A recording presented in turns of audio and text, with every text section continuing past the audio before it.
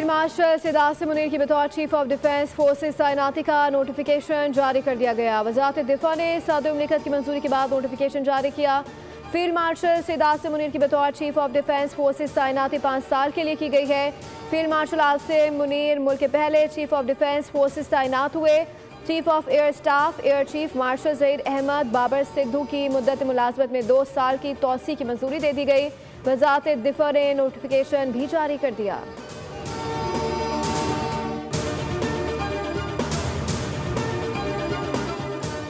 सब ठीक है, सब आपके सामने है, चीजें बेहतरी की तरफ जा रही हैं। फील्ड मार्शल आसिम मुनीर के हवाले सदर में साफियों से गैर रस्मी बातचीत कहा।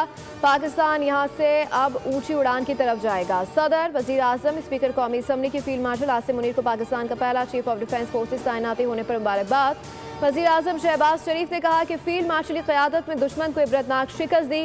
मार्का हक में शानदार कामयाबी से पाकिस्तान का नाम पूरी दुनिया में रोशन हुआ और हमारे आलमी इज्जत में इजाफा हुआ। ज़हीर अहमद बाबर सिद्धू की क़यादत में पाकिस्तान फ़िज़ाइया ने मार्का हक में शानदार पेशा वराना सलाहियतों का इस्तेमाल करते हुए दुश्मन के जंगी हवाई जहाज़ तबाह किए और दुश्मन पर अपनी धाक बिठाई। शहबाज शरीफ ने कहा कि पाकिस्तान की दिफा, तरक्की और खुशहाली के लिए मुल्क के तमाम इदारे मिलकर काम करेंगे और मुल्क के दिफा को मिलकर नाकाबिले तस्खीर बनाएंगे।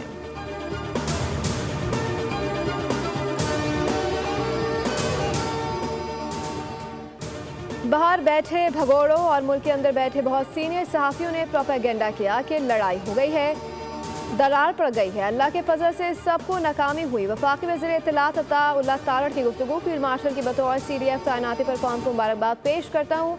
अता तारड़ ने कहा कि जिन्होंने झूठे दावे किए उनको कौम से माफ़ी मांगनी चाहिए। अरियाला जेल के बाहर मुल्क दुश्मनी की इजाज़त नहीं देंगे। जो भी खिलाफ वर्जी करेगा उसे बानी PTI से मुलाकात की इजाज़त नहीं दी जाएगी। रेड जोन बेशरम जोन है जहाँ मुल्क दुश्मन चैनल्स को इंटरव्यू दिए जाते हैं।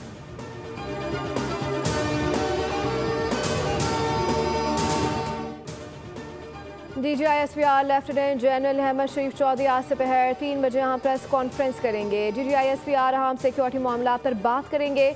मीडिया को सिक्योरिटी सूरत हाल पर ब्रीफिंग के बाद सहाफ़ियों के सवालात का जवाब भी देंगे।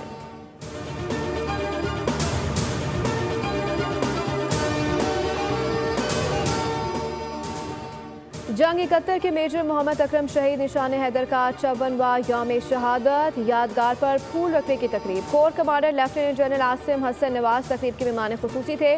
उलमाए किराम ने शहीद की दर्जात की सरबुलंदी के लिए खुसूसी दुआएं की। Chief of defence forces field marshal Asim Munir, chief of the naval staff और chief of the air staff का खराज अकीदत। ISPR का कहना है कि मेजर अकरम ने मशरक़ी पाकिस्तान में महाज जंग पर गैर मामूली जुर्रत का मुजाहरा किया। जंग 71 में हिली सेक्टर में दुश्मन को पेश कदमी का कोई मौका न दिया। 3 दिसंबर 1971 को भरपूर हमले में 3 भाती टैंक तबाह किए गए। शदीद जख्मी होने के बावजूद लड़ते रहे और 5 दिसंबर को शहादत पाई। मेजर अकरम शहीद की लाजवाल बहादुरी पाक फौज के लिए रोशन मिसाल रहेगी। वफाकी हुकूमत ने जाली वीज़ों के धंधे में मुलव्वस माफिया के खिलाफ मौसर क्रैकडाउन का हुक्म दे दिया। वफाकी वज़ीर दाखिला मोहसिन नकवी और वफाकी वज़ीर समंदर पार पाकिस्तानी चौधरी सालिक हुसैन की ज़ेर सदारत खुसूसी इजलास हुआ, जिसमें जाली दस्तावेज़ पर बैरून मुमालिक जाने वाले मुसाफिरों के खिलाफ शिकंजा सख्त करने का फैसला किया गया। वफाकी वज़ीर दाखिला ने कहा कि गैर कानूनी इमिग्रेशन रोकने के लिए जनवरी से इस्लामाबाद में AI बेस्ड ऐप का पायलट प्रोजेक्ट शुरू किया जा रहा है। AI ऐप के जरिए पहले से ही इल्म हो जाएगा कि कौन सफ़र के काबिल है और कौन नहीं।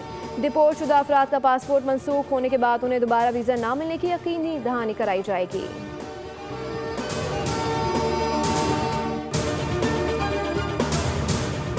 और अदालत पाकिस्तान तहरीक इंसाफ के रहनुमा मिर्जा शहजाद अकबर को इश्तिहारी करार देने का तहरीरी हुक्मनामा जारी कर दिया। शहजाद अकबर को मुतादिद बार अदालत में तलब किया गया, ताहम वो किसी भी पेशी पर हाजिर नहीं हुए, जिसके बाद अदालत ने उन्हें इश्तिहारी करार देने का फैसला सुनाया। मुकदमे का चलान भी अदालत में जमा करवाया जा चुका है। मिर्जा शहजाद अकबर के खिलाफ ट्विटर पर मुतनाज़ बयानात की बुनियाद पर मुकदमा दर्ज किया गया था।